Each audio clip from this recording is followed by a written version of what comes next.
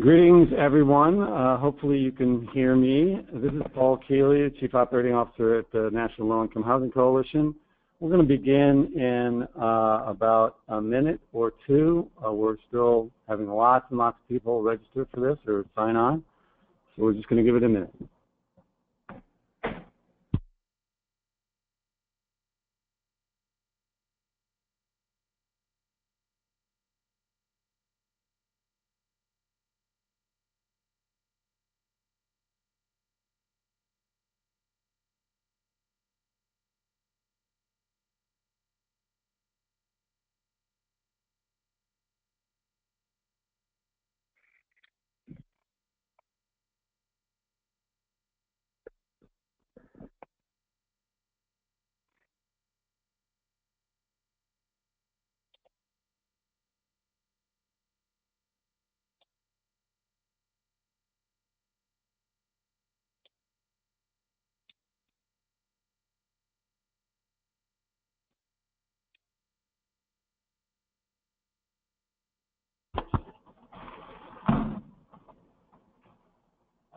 Okay, folks, this is Paul Keeley at the National Low Income Housing Coalition. We're still holding for people who are joining the webinar.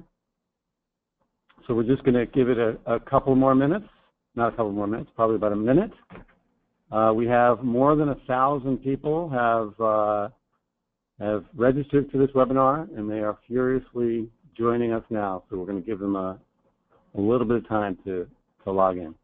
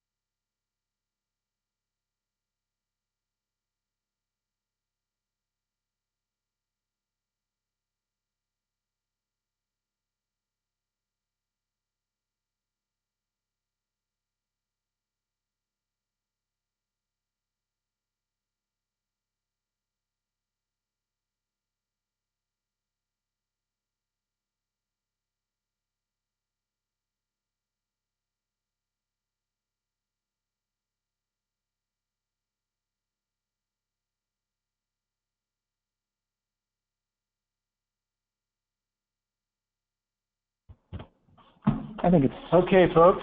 We're going to go ahead and get started. As I said, we have more than 1,000 people registered for this webinar, and quite a number have already logged on. So I think it's time to get started. Again, welcome to the webinar, Funding Strategies for Developing and Operating Extremely Low-Income Housing. The presenters today will be from the National Low Income Housing Coalition, Senior Advisor Ed Gramlich. Myself, I'm the Chief Operating Officer at NLIHC. My name is Paul Keeley. We will have former Homes for America President and CEO Nancy Race, and Community Frameworks Senior Housing and Community Developer Ginger Siegel joining us. Today, we will be doing a number of things. First, we will be looking at strategies for financing and operating ELI housing.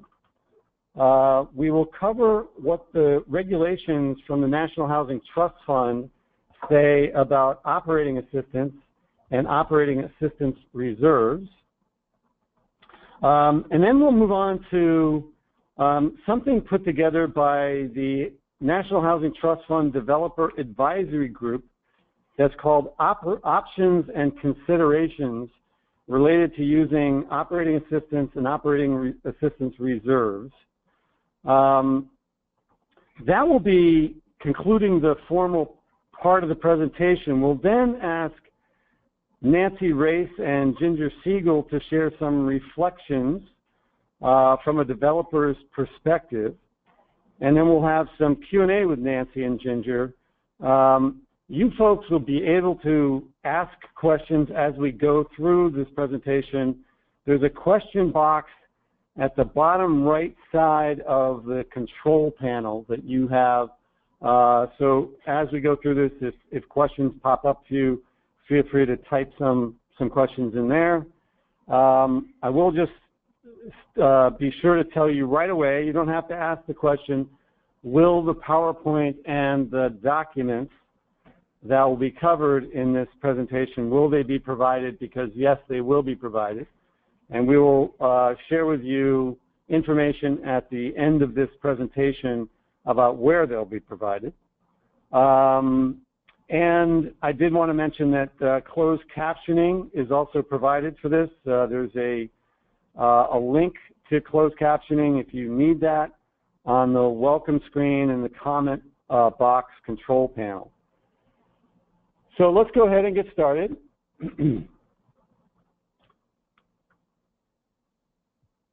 Let's go ahead and get started. So I'm using a, oh, there we go, okay. So this presentation will refer often to the National Housing Trust Fund, which is designed to expand the supply of rental housing affordable to extremely low-income households, earning less than 30% of area median income. At least 80% of housing trust funds must be used for rental housing, and at least 75% of the funds used for rental housing must serve ELI households. And actually, it's 100% when the funding is less than $1 billion in any given year, which it is this year. Also, up to 33% of housing trust fund dollars can be used to cover operating costs and or operating cost reserves. So we'll be talking about options and considerations related to those as we go through the presentation. As I'm sure you all know, the challenge of serving extremely low-income households, those who need housing the most, is that the rents that extremely low-income households can afford often don't cover a project's operating costs. So the Technical Assistance Collaborative, TAC, and the National Low-Income Housing Coalition, NLIHC, produced two reports in 2014 and 2015 that identified 5 strategies that have been adopted by states and localities to address this issue. There'll be links to these reports shared with you later on, and I'll just say that what is coming is a high-level summary of what's in those reports, but much, much more detail is in the actual reports. So the first strategy covered in these 2 reports is cross-subsidization. It's blending extremely low-income units and units affordable to higher-income households in the same project. So the revenue from higher-income households in mixed-income properties help offset the lower rents from extremely low-income households to meet the operating costs of the project. One example is when housing choice vouchers in low-income housing tax credit units can offer higher payment standards than low-income housing tax credit rents, and these higher rents then cross-subsidize rents for other ELI households who do not have vouchers.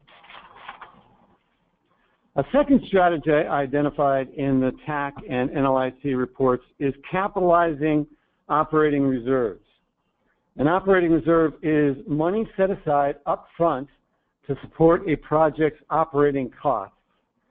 The reserve can be drawn down over time to make up the difference between the rent an ELI household can afford and the cost of operating that unit. An example of this strategy in the TAC report is where the Pennsylvania Housing Finance Agency subsidizes operating costs at low-income housing tax credit projects that include set-asides of extremely low-income units. The PHFA allows for a 5% increase to the developer fee if that 5% increment is used to capitalize an operating reserve for extremely low-income units. This is related to the National Housing Trust Fund because Housing Trust Fund entities may set aside up to 33% of their allocation to capitalize an operating reserve for Housing Trust Fund assisted units administered at the project level. A third strategy is establishing a rent subsidy or operating assistance. Rent subsidies or operating assistance funds cover the difference between the rent needed to meet the operating expenses of a unit and the rent that an extremely low-income household can afford. Operating assistance is administered on an ongoing basis to support the deficits in operating income needed to meet expenses. The TAC report shared an example of this with the North Carolina Housing Finance Agency's KEY program, where annual appropriations provide project-based rental assistance to extremely low-income units required as a set-aside in all low-income housing tax credit projects. They are managed at the state level, not at the project level. This is related to the Housing Trust Fund in that Housing Trust Fund entities may use up to 33% of their allocation to provide operating assistance to Housing Trust Fund assisted units administered at the state level. The fourth strategy from the TAC and NLIHC reports is reducing the mortgage debt through upfront capitalization. Reducing or eliminating mortgage debt lowers the cost of debt service over a project's lifespan, enabling more deeply targeted rents. One example is where a city provides below market or donated property, reducing capital costs and mortgage debt. Another is when a philanthropy provides financial aid to reduce debt, supporting ELI targeted rents over a given time frame.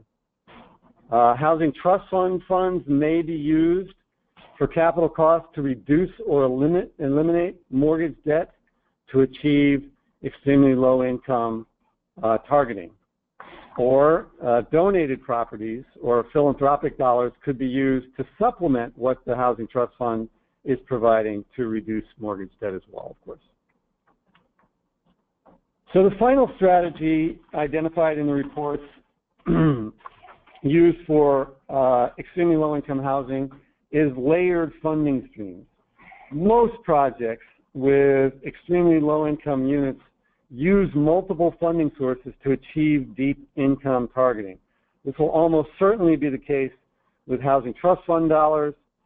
Housing Trust Fund dollars may be layered with housing production subsidies targeted at higher income households, for example, low-income housing tax credit, or home dollars to help cover the cost of units targeted to extremely low-income households. Now we're going to shift gears, and NLIHC's Ed Gramlich will provide a brief overview of what the Housing Trust Fund regulations say about operating assistance and operating assistance reserves. So take it away, Ed. Thank you, Paul. In the spirit of the Olympics, where this is like a relay, so Paul just handed the baton or the slide clicker off to me. So I'm going to spend about the next 4 minutes talking about the trust fund regulations as they pertain to operating assistance. The interim trust fund rule allows up to 1/3 of a state's annual trust fund allocation to be used to cover operating costs and/or an operating cost reserve. Operating cost assistance may only be provided to units receiving trust fund capital assistance, those units that are acquired, rehabilitated, or newly constructed with trust fund money. Now, some of what I'm about to say will be old hat to many of you on the call, but we want to make sure that everybody's on the same page, so bear with me for this page of the slides.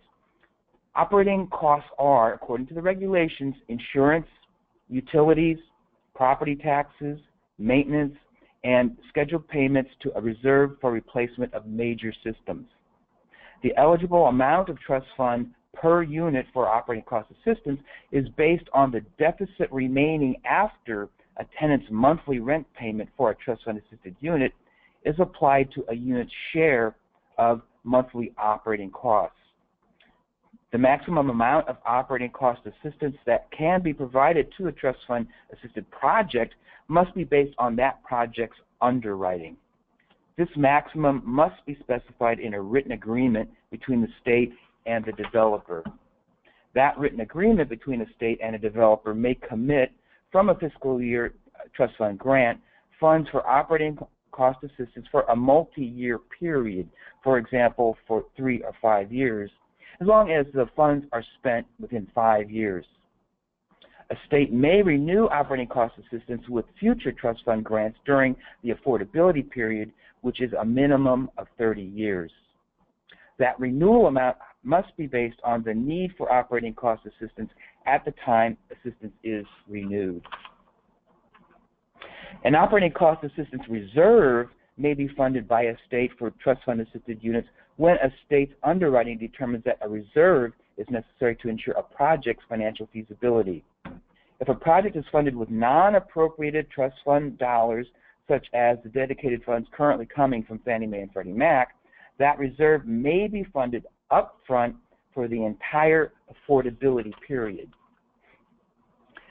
In the preamble to the regulation, HUD says it understands that there might be a need for both capital reserves, that is replacement reserves, as well as operating reserves.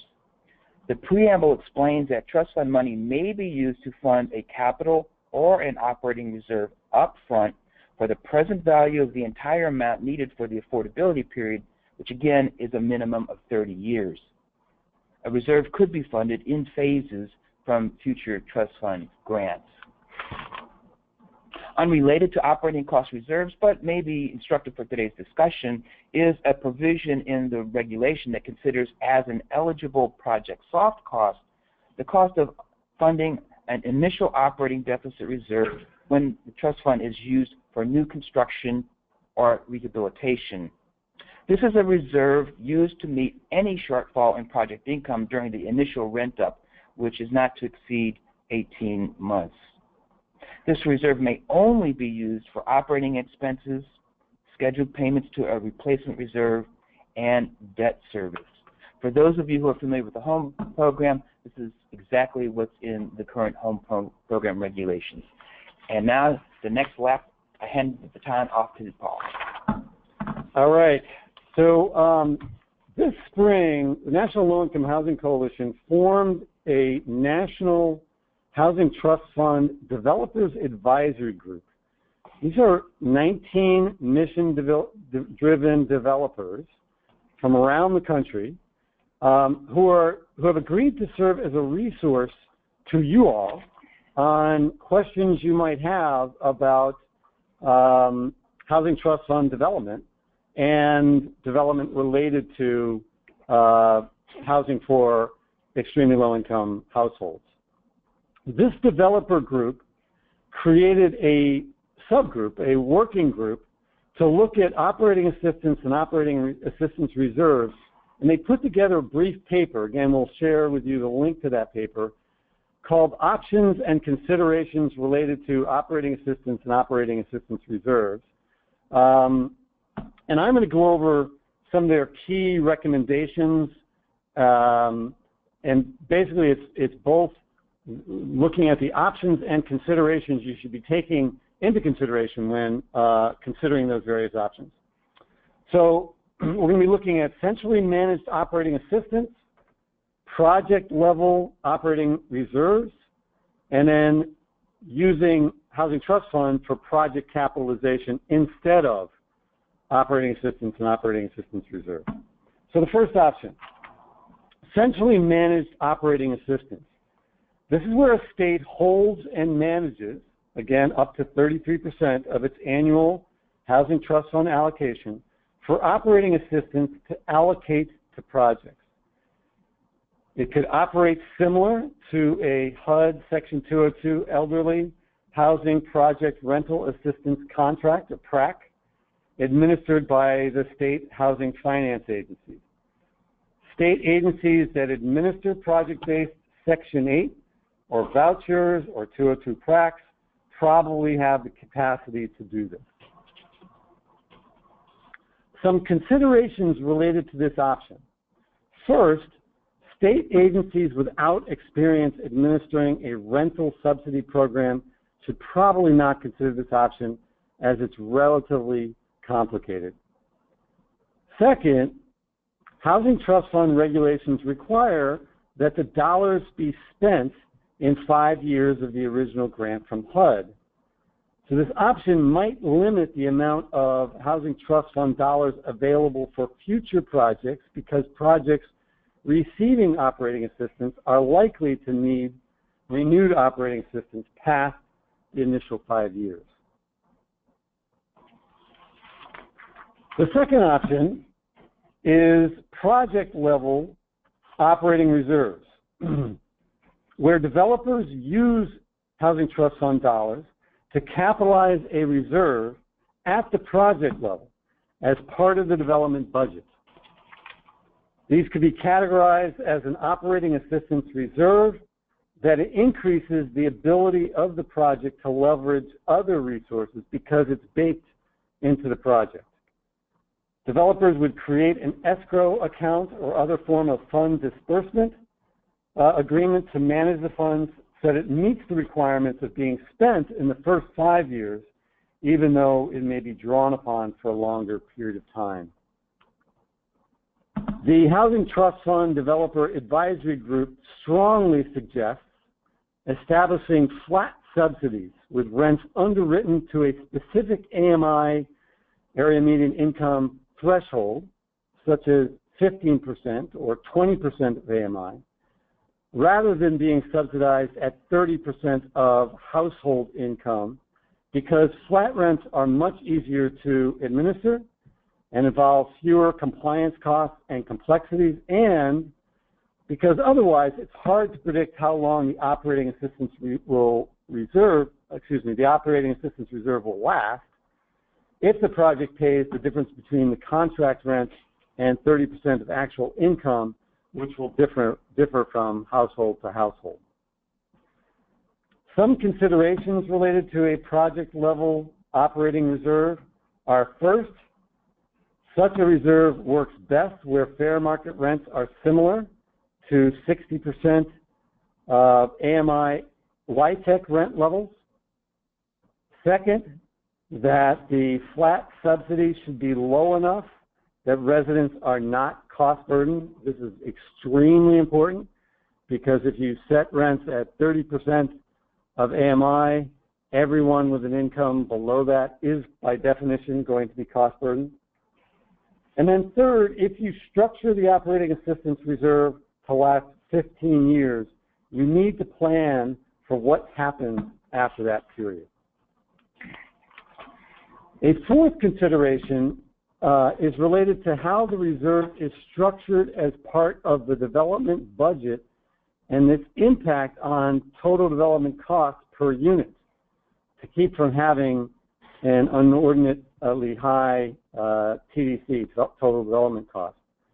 Separating these costs from the development budget or listing them in their own budget line will distinguish the reserve from other hard and soft costs.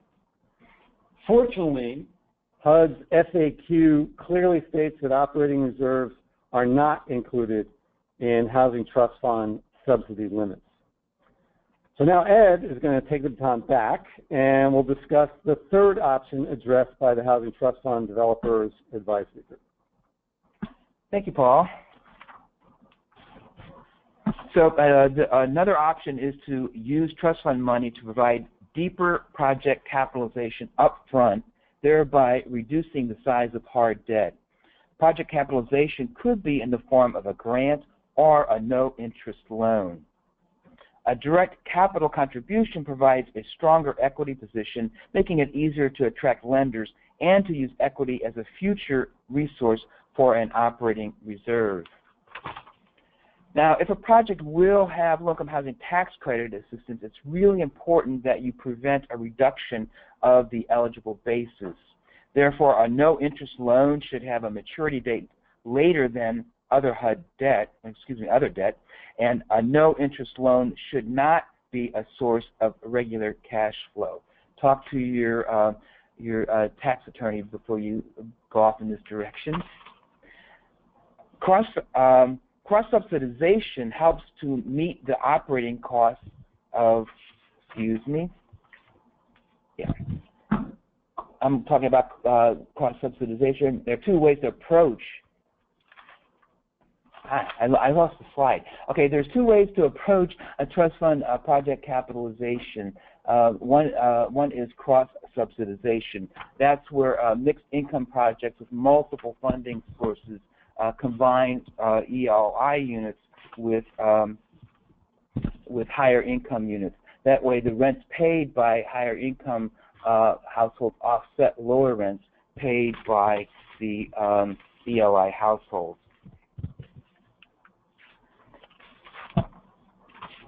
Cross-subsidization, I'm going to have to improvise here. So cross-subsidization helps to meet the operating costs of the entire project. It lowers the amount needed for first mortgage debt. It works best, however, in higher cost rental markets with very high demand where projects can carry market rate rents at 60% or 80% of area median rents. Another approach is to establish project-based operating reserve fund. You could do this with low-income housing tax credit equity or by using it as an increased developer's fee to cover the difference between low-income housing tax credit rents, which are at 60% or 50% of area median income, and rents that are at 30% AMI or even at 20% AMI for a 15 or 30-year project term. So, as we mentioned earlier, we have this concludes the formal part of the presentation. There are a number of resources that are available to you. As Paul mentioned, we have a trust fund developer advisory group, and you can find out who those people are by going to our website, www.nhtf.org. You can also go there to find the two reports that Paul talked about, Funding Strategies for Developing and Operating ELI Housing, and Housing Trust Fund Operating Assistance Options and Considerations.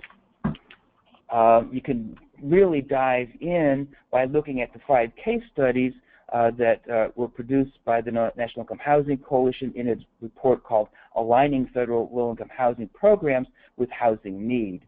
And the 3 case studies produced by the Technical Assistance Collaborative in their report called Creating New Integrated Permanent Supportive Housing Opportunities for ELI Households, a Vision for the Future of the National Housing Trust Fund. And in addition, the Center for Community Change a while ago had a paper called Model Approaches to Providing Homes to Extremely Low-Income Households. In addition to these resources, there are many other basic resources about National Housing Trust Fund on our website. For example, we have a lengthy FAQ paper, 15 short pieces that break down key elements of the regulations that by topic that you might find useful. There is a 5-part video that you can watch. However, I have to warn you that you'll see my face on it, so that may dissuade you from watching it. We have a model allocation plan for state allocation plans, and then on an ongoing basis, we are constantly adding information from each of the 50 states in the District of Columbia and Puerto Rico as they put their draft allocation plans, final allocation plans, and other information on their website. Now, now's the time that we will turn things over to our 2 volunteers who are from the Developer Advisory Group. But before we take your questions and they respond to your questions, I know that I think Ginger has some reflections, and maybe Nancy also has some reflections about what they just heard and what you just heard. So, Ginger and Nancy? Hi, this is Ginger. Go ahead, Ginger. Okay. Yeah, I just have a couple of reflections. First, I do a lot of permanent supportive housing projects for homeless and/or special needs populations, and those types of projects need very deep capital operating and service subsidies. So a lot of this presentation was more about how to mix in extremely low-income units in a larger complex. But many permanent supportive housing projects are dedicated to those populations. And the National Housing Trust Fund is going to provide a really important new tool to be part of the larger financing puzzle to put those projects together. And the fact that some of the money can be used for operating subsidies is just really a very, very important new tool. And second, I just wanted to mention or to advocate, I guess, for as states develop their allocation plans, that it's really hard to serve people under 30% of AMI. It's takes a lot of subsidy to do that, and I just want to encourage states to offer National Housing Trust Fund money either as grants or zero interest deferred loans, because it's just so darn tough to get to those very low incomes if you have repayable debt. So those are my two main reflections. Great, thank you, Ginger. Nancy, do you want to add anything? Sure, I think I would like to. One of the things that excites me about the National Housing Trust is that it opens up a whole lot of options that previously weren't available on a broad and consistent basis for funding affordable housing throughout the country. And I think that sort of is the exciting aspect of the whole program, because every other program that we've seen over the years has all these little compartments of what you can and can't do, and this is a nice broad spectrum of permissible activities. So I think it's an opportunity for states to think broadly and creatively, and I would hope that all the states look at that opportunity and don't just take these funds and add them to their current approach for home or their other state funding programs, because I think that would be just a terrible shortfall for what we could achieve with these funds. So I'll throw that challenge out to the states if any state folks are on here. And the other thing I would caution folks, I think a lot of low-income housing tax credit developers will use these resources, and I think that we're really going to need a period of educating the investors in the use of these funds and how they can be used, because there will be some things that we can do with the funds, like annual operating assistance that's not funded for 20 years, but is funded annually, and there will be, I think, a period where we'll need to educate the investor community on the resources and sort of the continued funding stream that's going to be coming along after these first several years of smaller funding amounts. I think that's a challenge we'll all have to deal with. Those are my observations. Fantastic. Thank you, Nancy and Ginger. So we're going to turn it over to you all and address some of your questions, and we're going to ask Nancy and Ginger to respond to questions you might have, Ed, if it has to do with National Housing Trust Fund regulations and so forth. So, but before we do, I just want to reiterate that all of these materials will be available online. After the presentation, we'll be posting them. The PowerPoint will be available to you. Ed has already shared that the documents they come from are also available to you. If you just go to nhtf.org, you'll be able to find those materials. And we are recording this presentation, and the recording of this presentation will also be available to you. Before anybody drops off the line, though, I'm also going to make a very strong pitch for membership of the National Low Income Housing Coalition. We urge you to become a member we have a little saying that our strength is really our members. And when we are up on Capitol Hill advocating for housing for extremely low-income households, our strength comes from the members we have behind us. So please consider joining, you as an individual, your organizations, corporations, government agencies, whatever level you can afford. We ask you to become part of this coalition, which works on behalf of the lowest income people in the United States. So there's a slide there with the information about how to do that. I'm going to switch back now, and we're going to open it up for questions. Again, there's a question box at the bottom right-hand side of your control panel if you'd like to type in a question. And our housing advocacy organizer, James Salcedo, I think is going to read us if there are any questions that are available. He'll tell us what they are. So the first question we've got comes from Willa Davidian, and she asks, is it 75% of the funds for rental housing in years when funding is over $1 billion, or the total amount of a state's allocation? The regs are not clear on this. So hi Willa, this is Ed. So whenever there's less than $1 billion in the National Trust Fund, then 100% of a state's allocation has to benefit extremely low-income households. If it's above $1 billion, then overall no more than 25% can be spent on households with incomes between 30% of area median income and 50% of area median income. I hope that answers your question. If not, come back and I'll try to refine it.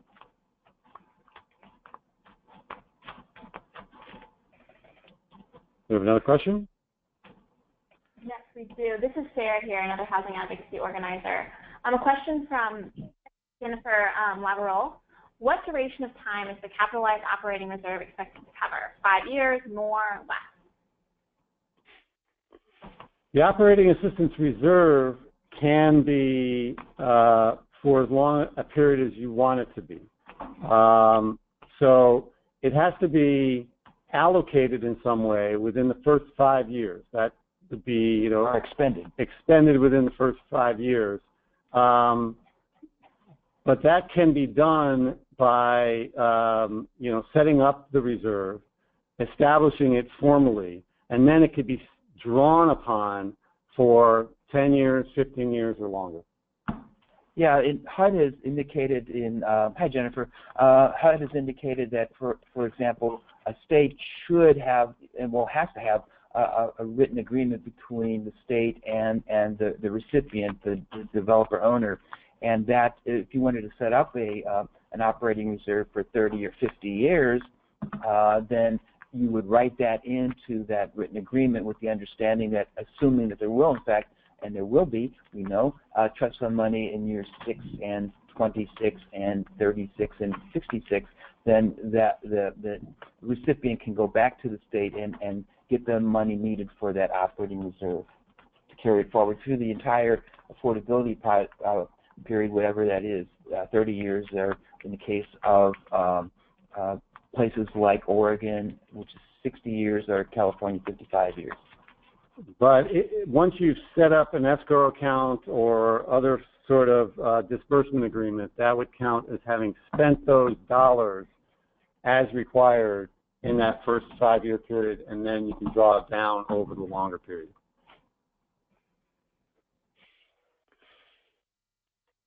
Other question? Okay, the next question that we have is from Bill Ryan. He says, in his case, his organization operates HUD-funded homeless shelters, which require 25% of total costs be raised from outside or community sources. Can his organization use HTF assistance to pay for utility and insurance costs associated with those units?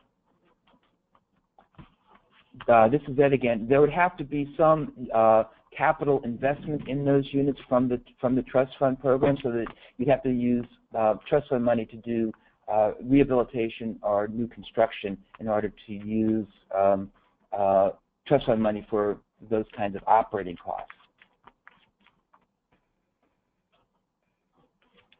Next question. And again, if we don't fully answer your questions because we don't fully understand the nuances, do not hesitate to try a second or third time. If you need, please feel free to type in a follow-up question or a clarification down into the questions box, and we'll get to it. The next question we have is from Jess Brandis. Jess asks, what is considered maintenance, and what about operating costs like pest control, grounds, staff costs, or management fees? The regulations don't go into that level of detail. I suspect over the course of time, HUD will send out FAQs, or like with home program, home fires, to refine things like pest costs. But then maybe Ginger or Nancy, who are more familiar with how home is operated, would want to weigh in on that. Keep in mind that the trust fund is administered by HUD's Community Planning and Development Office, and within that, the Office of Affordable Housing Programs, which is the office in HUD that administers the home program. And to the extent that the trust fund statute does not have specific requirements, HUD staff have largely modeled the trust fund regulations and operations along the lines of the home program. So, well, I've been thinking that operating expenses are any cost of operating rental housing that's traditional and normal. And HUD has, for all their programs, a standard list of operating expenses for multifamily housing, which is a pretty broad spectrum of just about any category of expense you could have. So I was assuming that these funds would be used not on an individual sort of line item basis for a specific type of cost, but they would fill the gap between the total operating cost of the project and the amount that's covered by the rental revenues.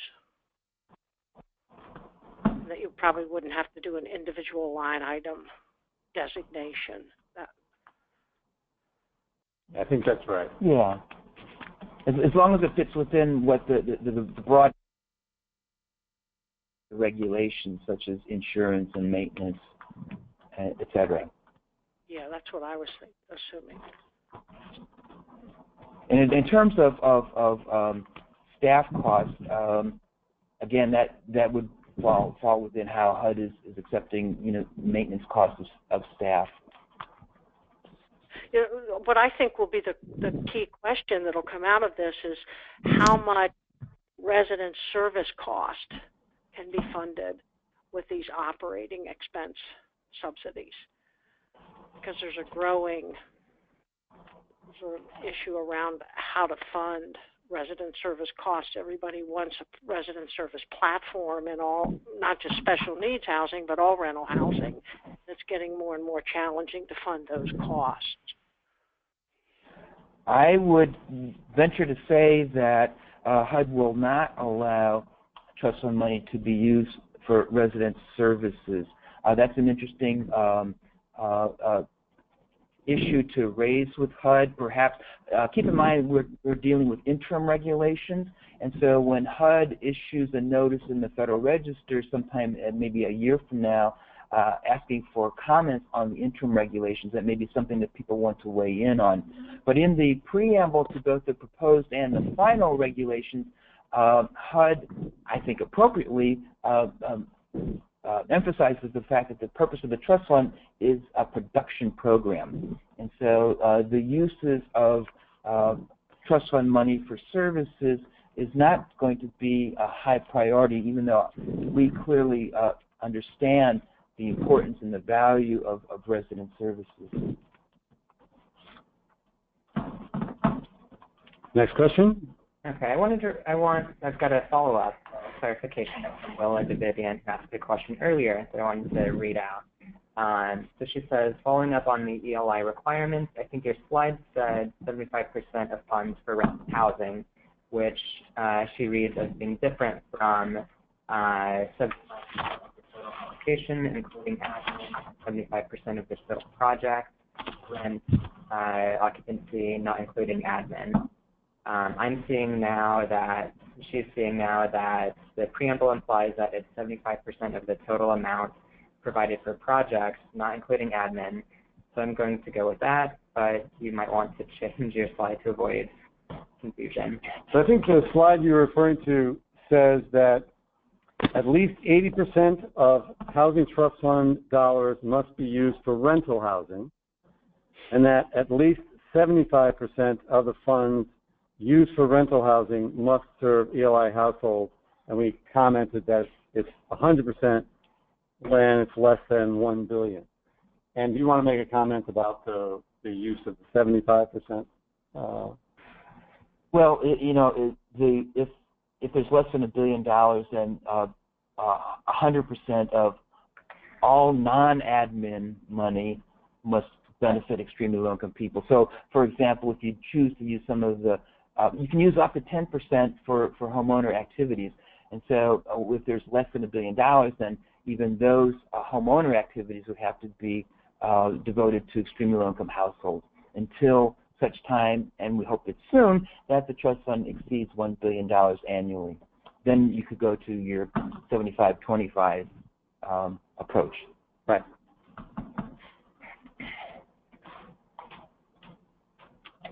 Other questions? So I've got another question from Phil Ryan. Are HTF operating costs only available to units created with HTF, or can existing programs or units request HTF assistance with current and ongoing operating costs? If so, how do we go about requesting HTF assistance for those purposes? It's really clear in the regulations that operating assistance and use of operating assistance reserve money can only be used for units within a project that are otherwise assisted with trust fund dollars, such as rehabilitation or new construction. So if you've got a unit that is otherwise, let's say if it's assisted with the home program or the tax credit program, but it has not $1 of trust fund money in it, then you could not use trust fund money for operating assistance for that home or tax credit unit. Okay. Question from Daigo. Can HTF operating assistance be used for current operating properties to preserve their operating viability? Preservation is clearly an eligible use of trust fund money based in the statute and in the regulations. But again, that preservation I'm assuming that would entail something like the need to refinance in order to do significant or substantial rehabilitation. So if you're going to use trust fund money to rehab some units or a property with trust fund dollars, then you could use trust fund money also for operating assistance. But simply to use it, let's say to, I don't know, Nancy and Ginger might want to help me out here because I'm not a developer, but if you just want to use that to help in your refinancing, that would not be an eligible use of the money. Nancy or Ginger, do you? Yeah, this is Ginger. Oh, sorry. Go ahead, Ginger. Go ahead, Ginger. If you're going to preserve it by refinancing and doing renovation with trust fund money, then I think then you're eligible for the operating funds. The key is that you need to have the trust fund money in on the capital side. Right. So if you are just having problems with your operating costs, 5, 10, 15 years into a new low-income housing development, finance with other sources, that you can't get trust fund money. You can only get trust fund money if you bring it in to renovate the building or to preserve it and have new long-term low-income use restrictions on the building. Yeah, I would agree with that. The thing I would think where you have some flexibility is there's no specific dollar amount that you have to use for capital improvements. So unlike some of the sort of really high-cost preservation transactions, you could probably do a refinance with moderate rehabilitation and bring in some operating subsidies if the trust funds are also used for some of the moderate rehabilitation costs. Right. I would like to say, though, all these questions about how to use it on the operating side shows to me that there's just a lot of need to for operating subsidies for units under 30% AMI. If there are a lot of existing projects out there that are having trouble meeting their operating costs, it really demonstrates the need for more operating subsidies.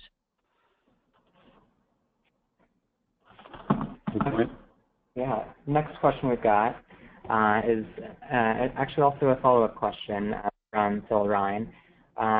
So our PSH project did use funding by West Virginia Affordable Housing Trust Fund on a 2009 to 12 rehab project. So I think Phil's asking if using a state housing trust fund dollars then makes you applicable to use National Housing Trust Fund dollars for operating assistance. I'm afraid not. Sorry, Phil. Okay. Next question we've got is from Brika. When the panelists discussed cross-subsidizing ELI at higher rates or higher rents, are these still at 60% AMI and below, as with LIHC, or are we also talking about market rate units, 60% AMI? So when the developers, put this in the paper, they were saying we have to be creative. There might be developments that you actually have some market rate in.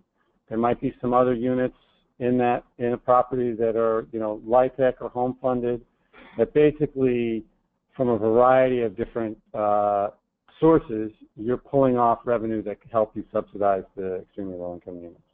So it's really all of the above. Yeah, so your tax credit units and your home units might be able to command 60% AMI rents, and you can use that difference, the difference between those rents and the 30% or 20% AMI rents that you're charging to ELI assisted households to help make up that difference. And hopefully you got some market rate rents in there as well. Question from Whitney. How competitive are housing trust funds? Well, this is a brand new program, and right now, actually tomorrow, all states have to have their allocation plans sent in to HUD for review and approval, and so there's no way to truly answer how competitive this will be. The degree of competitiveness will vary from state to state and from time to time. So I would urge you to figure out what entity in your state is in charge of the program, and you can find that out by going to our website, making sure that you're aware of what's in their final trust fund allocation plan, because those should be coming out in the next 2 months, let's say, and then watching how your state uses its RFP processes. All states are actually going to be using a kind of RFP process that they generally have in play with their home program and their tax credit programs to see how competitive it really will be. And I'll add on to that as states are creating their allocation plans, the application process for the NHTF funds, we've had a few questions about this, are going to vary from state to state. And so exactly how they can be combined or what the application process is going to be something that you can hopefully learn from state allocation plans or more directly from the state designated entity. And just so you know, that voice you just heard, she mentioned her name before, Sarah. I didn't introduce her, so that's Sarah Jemison. She's another of the housing advocacy organizers who's helping us out with this presentation. Ed, you want to add something? Yeah, I've been taking a look at, we all have been taking a look at draft allocation plans from the states and talking to some state level advocates, affordable housing advocates. And in terms of the competitive nature of things, I know there are some people in some states who are really concerned based on the draft allocation plans that their states have submitted that they're kind of skewed towards making it easier for the big developers who really have done a lot of big low-income housing tax credit developments, therefore making it difficult for your more moderate community-based development organizations to compete well. I think you ought to be aware of that, and to the extent that that's a concern to you, get that changed in your state's allocation plan. Another question? Okay. So we've got another question from Whitney. I think this has been following up in her first question. So she says that she's in an expensive but rural area where zoning only allows smaller projects. Is the HTF a good source of for projects, say 6 to 30 units? I think I will punt that one to Ginger and to Nancy. I think they would be the most able to answer that with great authority. Yeah, I'll take a stab at it. I think it is a great source, but because the money is going to be administered by the state agencies, it's your state agency who will determine sort of the criteria for awarding the money. So this, technically, as far as the regulations and the rules, it is a good source for those projects, as well as a gap funding source for tax credit projects. It's flexible and it can be used in a lot of different ways. But your state, I think the concern is that state agencies will try to plug it in as easily as possible rather than developing new programs. And if your state's primary existing source of financing for low-income housing is the tax credit program, they're going to look there to plug it in. And it's going to take advocacy from people like you if you would like to see it available for smaller projects to meet needs in smaller markets, or more, needs that are more appropriately met in small projects.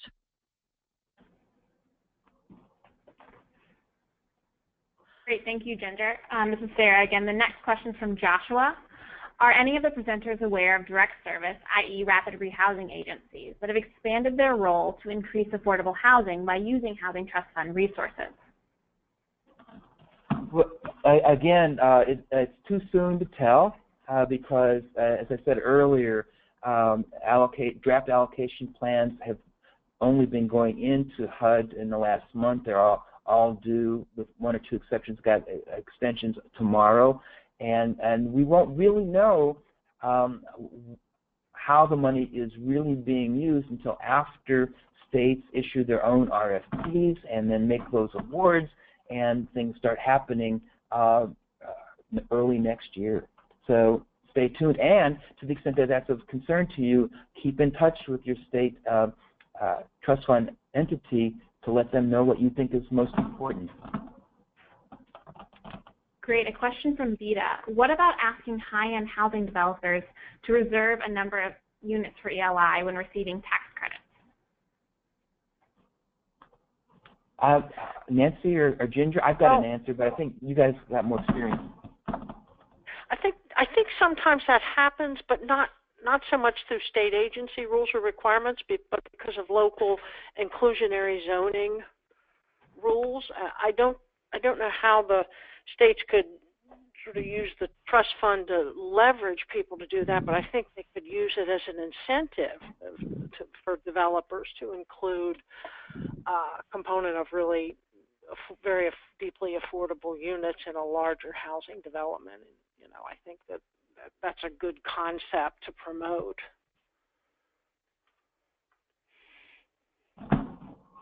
So if Ginger has nothing to add, I will add that in my skimming of some draft state allocation plans, some states have either are awarding extra points or saying that they'll give priority to tax credit projects that do have some trust fund units dedicated to their project. It's a great way of using that cross-subsidization approach that we were talking about. Okay, we have time maybe for one or two more questions. Our hour is expiring here. A question from Chip Hallback. Regarding Nancy's last point, how does the investor community become educated enough to invest based on limited reserve commitments being made at the front end? And tied to that, another question we've received is whether we predict these funds will be available for years to come? Well, obviously, on the last part of the question, there's never any certainty as to what Congress may do, but they would have to act to discontinue the funding of the National Housing Trust Fund. So I think it's a little more reliable than some of the typical budget programs, but I'll defer to the folks from the Low Income Housing Coalition to address that part of the question. But on the education of the investors, we typically, developers and syndicators have jointly worked to educate investors when there's changes in the industry, when there's new resources, when there's new approaches to things. And we've had success in doing that over the years. And I think, you can work through that with agent organizations like National Council of State Housing Agencies at their tax credit conference and those types of platforms to discuss issues around the National Housing Trust Fund as it affects tax credit projects and then the investors, because they're all big participants in those platforms. And I think the best thing to do would be try to get a panel to speak. The investors have a conference every year, and they usually invite in a few outsiders to talk on specific topics, and I think it would be really a good thing for the coalition to try to get a speaking opportunity. And you do have some syndicators on your developers panel, fellows that you might want to approach about getting that platform opened up for you so you can start dealing with some of those issues. Second question, Chip, the security of housing trust fund dollars going forward, Nancy's correct in that for them to be cut off, Congress would have to act. We need to continue to be vigilant against any actions along those lines.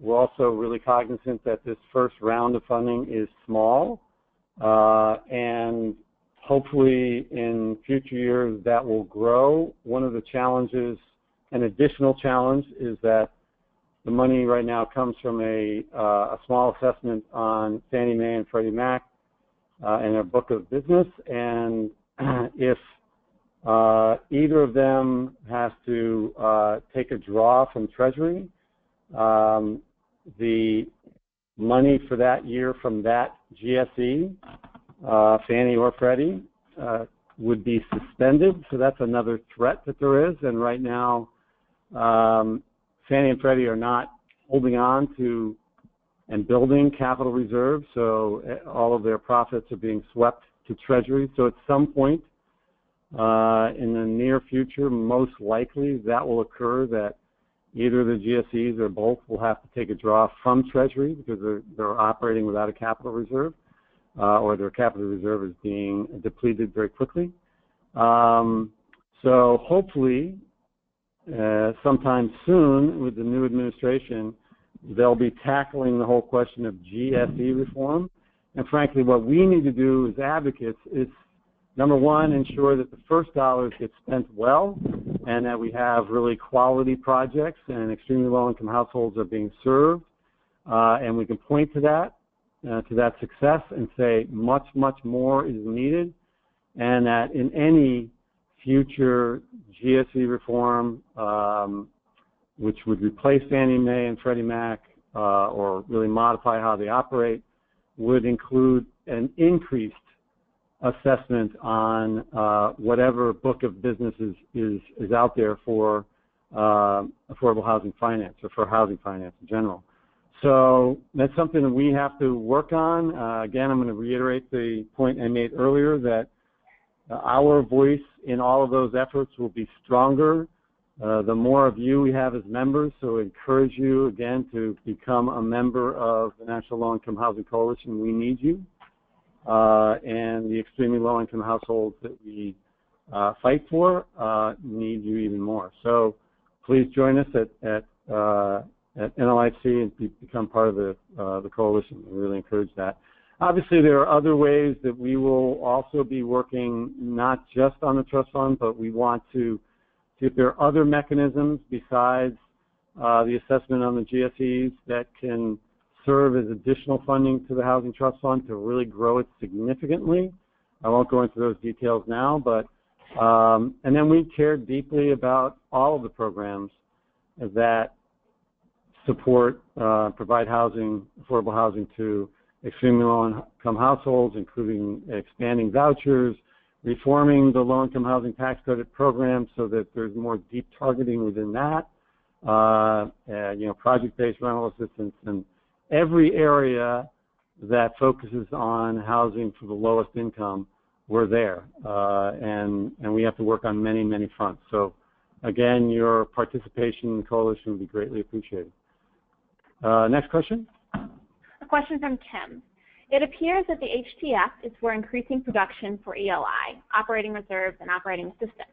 What other considerations being made for supportive services or service subsidies? No, there is not in terms of the National Housing Trust Fund. Again, from its very inception, it was intended to be a production program, that is to produce new units for extremely low-income households or to rehab or preserve housing for extremely low-income households. Hopefully, other advocates can seek other sources from either HUD or HHS or some other state entity for the obvious need for greater amounts of services. Anyone? This is Sarah. Again, just to jump in on that question, there are some states that are including in their allocation plans that developers should connect with service providers, have MOUs in place before they develop. So they have these elements that would include Housing Trust Fund dollars for the production and the operation of the units, while also tying them to supportive services. There's a question from Lily. What are the environmental requirements under HTF? Funny you should ask, Lily. Just last week, HUD put out a CPD notice outlining the environmental requirements that are in the regulations. I am not that I'm not a good environmentalist, I just don't pay attention to those. I have limited bandwidth. But you could also look, in addition to that CPD notice, which you can read about in Memo to Members today, and it's also on HUD Clips. It's not yet up on HUD's Trust Fund website. It takes a minute or two for that to happen. But they're also detailed in the HUD and the Trust Fund regulations under property standards that must be met for new construction and rehabilitation in the trust fund regs. But the easiest thing to do is to go to that new CPD reg. I think as I recall, the number is CPD-16-14. And the other thing, Ed mentioned it's in Memo to Members. If you're not familiar with that, that's our electronic newsletter that comes out every Monday. And so there's a new Memo to Members out today that has an article specifically about that. If you go to our website, NLIHC.org, and you look at Memo to Members under Resources, you'll be able to click on that newsletter. If you don't currently get Memo to Members, become a member and you'll get it every week. But anyway, Ed just wrote up a piece about that. It's in today's Memo to Members. Thanks for that softball. Okay, maybe we'll have one more question, and I'll circle around. Okay. Maybe one more question before we wrap up? Certainly. A question from Veronica. Can a public housing authority already serving ELI families be eligible to receive Housing Trust Fund dollars to do substantial rehab of housing authority units where the housing authority capital funds are insufficient to meet all of the immediate needs? No. The answer is no. Public housing authorities are eligible to apply as recipients for trust fund money, but trust fund dollars cannot be used to rehabilitate or otherwise preserve existing public housing units. Those are the units that are getting Section 9 resources that have ACC attached to it.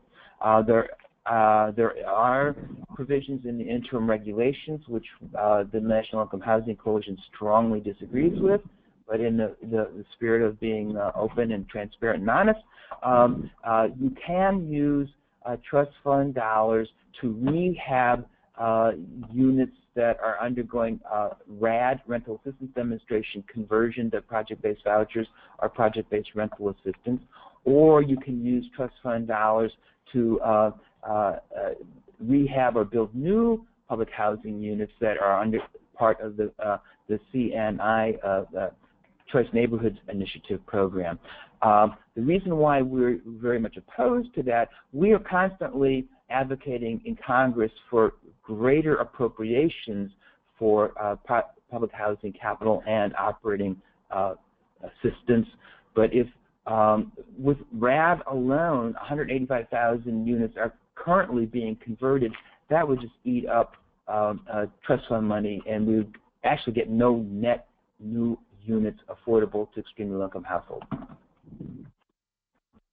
Okay, I think what we're going to do now is we're going to wrap it up. I do want to thank Nancy Race and Ginger Siegel for joining us for this call. Thank all of you for your participation. A couple of closing comments. Again, we'll be posting the slides and a recording of this presentation on our website. We'll be sending you out very shortly a 5-minute little evaluation of this presentation and this session. Please take a couple minutes to fill that out. We'd really appreciate it. We'll also say that we have a number of other questions we weren't able to get to. I want to respect particularly Nancy and Ginger's time. So what we're going to do is we're going to take a look at those questions and maybe group them into categories, and we'll send out to this list of emails responses to those questions. Okay? If you have any other questions that you did not put into the question box, you can always reach out to us here at the National Low Income Housing Coalition. On the last slide here, we have an email address that you can reach out to, which is outreach@nlihc.org. It's right there towards the bottom of the screen.